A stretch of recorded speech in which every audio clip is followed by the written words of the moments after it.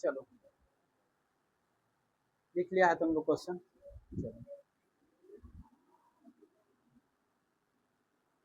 देखो तो क्या करना है, भाग एल्गोरिदम की मदद से क्या करना है, मौसा ज्ञात करना है ना। तो चलो यहाँ से लिखते हैं एल्गोरिदम के सूत्र से, ठीक है।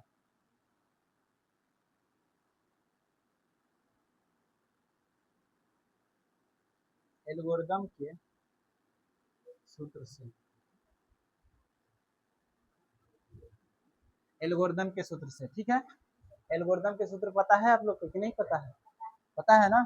चलिए बोलिए तो क्या होता है, बोलो ए बराबर डी क्यू प्लस आर, और यहाँ से जो है जीरो जो है आर से क्या होगा, छोटा भी होगा और बराबर भी होगा, आर लेकिन बी से बड़ा होगा, ठीक है।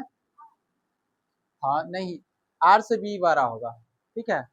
ये लिखा हुआ समझ गए है ना, इसका मतलब समझिए कि जीरो जो है आर के बराबर है, छोटा भी है और बराबर भी है। और इधर इधर देखो आर जो है ये बी से क्या है, छोटा है, और आर से बी क्या है, बड़ा है। चलो ठीक है, यानी बी जो होता है इसको हम लोग भाजक बोलते हैं, क्या बोलते हैं, भाजक। और जिससे भाग देना होता है वो तो शेष से तो बड़ा वो होता ही है, शेष हमेशा छोटा आता है, क्या आता है, छोटा आता है। किससे आता है, भाजक से, जिससे हम लोग भाग करते हैं।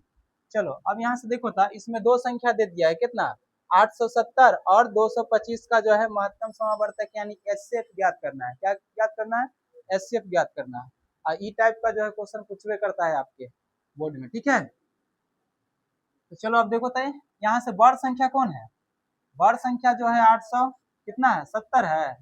चलो 870 है, ये कितना है, 225 है। तो चलो यहाँ 225।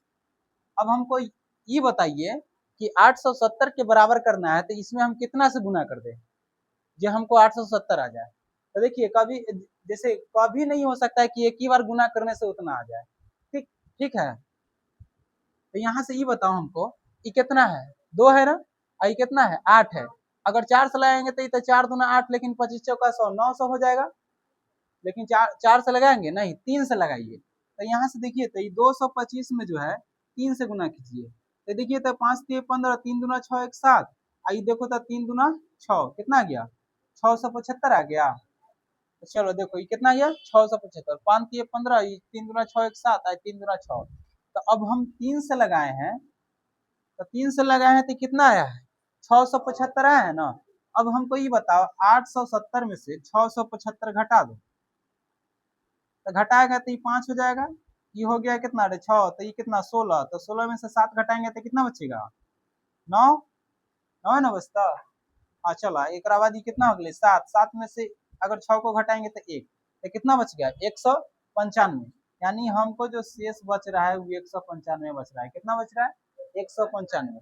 अब देखो हम तुमको बताए हैं कि बी जो है हमेशा ए बनेगा और आर हमेशा बी बनेगा, ठीक है। तो ए का मान कितना हो जाएगा इसमें, 225। चलो उसके बाद जो है आर का मान जो है ये बी के काम करेगा, तो ये कितना हो गया 195। अच्छा ये बताइए, ये 195 है, लगभग 200 के करीब है, ये 225 है, तो एक ही बार लगाना होगा, कितना लगाना होगा, एक ही बार लगाना होगा। तो अब हमको ये बताइए कि देखो 5 में से 5 घटाएंगे तो जीरो आ जाएगा, क्या आ जाएगा, जीरो आएगा। लेकिन 22 में से 19 को घटाइएगा तो कितना आ जाएगा, बोलिए 3 आएगा। अरे 19 3 कितना हो जाएगा 22, तो 3 आएगा ना, यानी 30 आ गया। अब देखिए तो 195 ये जो है ए का काम करेगा, आई 30।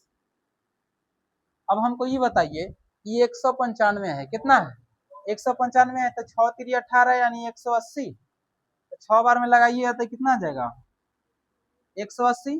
तो ई कितना है 195 है, तो 180 तो कितना बचेगा 15 बचेगा कि नहीं बचेगा, 180 और 15 तो कितना 195।